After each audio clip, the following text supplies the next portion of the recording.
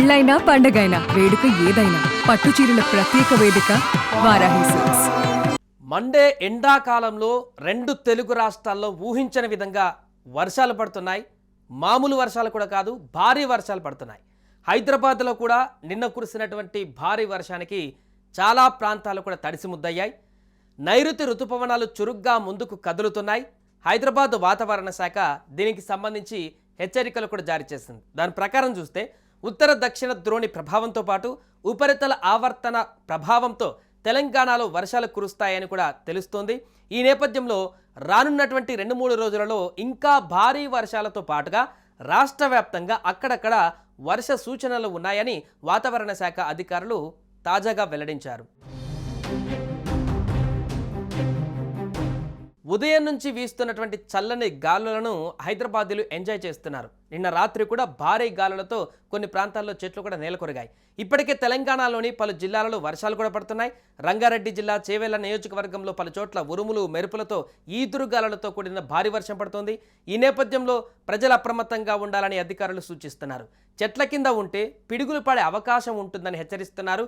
ప్రజలు ఇంట్ల నుంచి బయటకు రావద్దంటూ కూడా అధికారులు సూచిస్తున్నారు. హైదరాబాద్, మెదక్, నాగర్ కర్నూల్, నల్గొండ, సంగారెడ్డి, ఆదిలాబాద్, కొమరంభీం, ఆసిఫాబాద్, నిర్మల్, నిజామాబాద్, వికారాబాద్, మెదక్, జోగులాంబ, గద్వాల జిల్లాల అంతటా కూడా గాలి వేగం గంటకు 40 నుంచి 50 కిలోమీటర్లతో కూడిన వర్షాలు కురిసే అవకాశం ఉందని ఐఎండీ తాజాగా అంచనా వేసింది.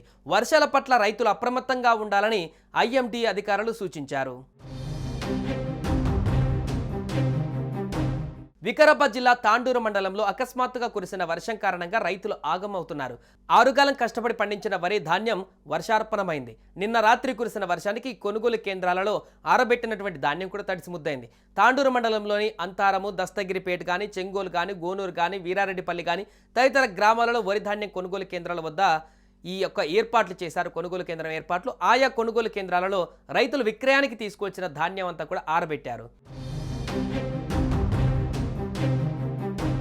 బుధవారం సాయంత్రం అకస్మాత్తుగా వర్షం కురిసింది. కొద్దిపాటి వర్షానికి కొనుగోలు కేంద్రాలలో ఆరబెట్టినటువంటి ధాన్యం బస్తాలు తడిసిపోయాయి. ధాన్యం తడపకుండా ఉండేందుకు రైతులు అవస్థలు పడ్డారు. అయినప్పటికీ ధాన్యం తడిసిపోయింది. దీంతో రైతులు ఆందోళనకు గురయ్యారు. తడిసిన ధాన్యాన్ని ప్రభుత్వం కొనుగోలు చేసి తమను ఆదుకోవాలంటూ విజ్ఞప్తి చేస్తున్నారు.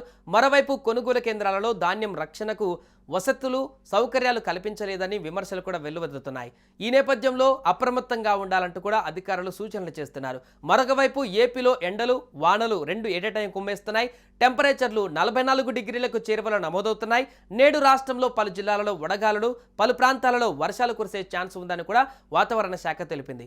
పగటిపూట ఒక రకమైనటువంటి ఉష్ణోగ్రత, రాత్రిపూట అనూహ్యంగా మరొక రకమైనటువంటి ఉష్ణోగ్రతలతో 2 తెలుగు రాష్ట్రాలలో భిన్న వాతావరణాలు కనిపిస్తున్నాయి. ఇక ఏపీలోని నేడు అల్లూరి, మన్యం, శ్రీకాకుళం, అనకాపల్లి, కాకినాడ, తూర్పుగోదావరి, ఏలూరు జిల్లాలలో పలుచోట్ల పిడుగులతో కూడిన వర్షం, తేలికపాటి నుంచి మోస్తారు వర్షాలు పడనున్నాయి. ఈ మేరకు ఏపీ విపత్తుల నిర్వహణ సంస్థ ప్రకటించింది. అలాగే 41 నుంచి 43 డిగ్రీల మధ్య ఉష్ణోగ్రతలు రికార్డ్ అయ్యేటువంటి అవకాశం ఉన్నట్టుగా కూడా పగటిపూట చెప్పింది ఈరోజు. అదేవిధంగా రాత్రి అంతకంటే తక్కువ బిలో 30 డిగ్రీస్ ఉష్ణోగ్రతతోటి నమోదయ్యేటువంటి అవకాశం ఉన్నటువంటి విషయాన్ని కూడా వెల్లడిస్తుంది. ఏదేమైనా కూడా ఈ కొద్ది రోజులు అంటే ముఖ్యంగా 3 రోజుల పాటు జాగ్రత్తగా ఉండాలంటూ కూడా వాతావరణ శాఖ అధికారులు హెచ్చరిస్తున్నారు. సుమన్ టీవీలో మీ పర్సనల్ అండ్ బిజినెస్ ప్రమోషన్స్ కోసం కింది నెంబర్కి కాంటాక్ట్ చేయండి.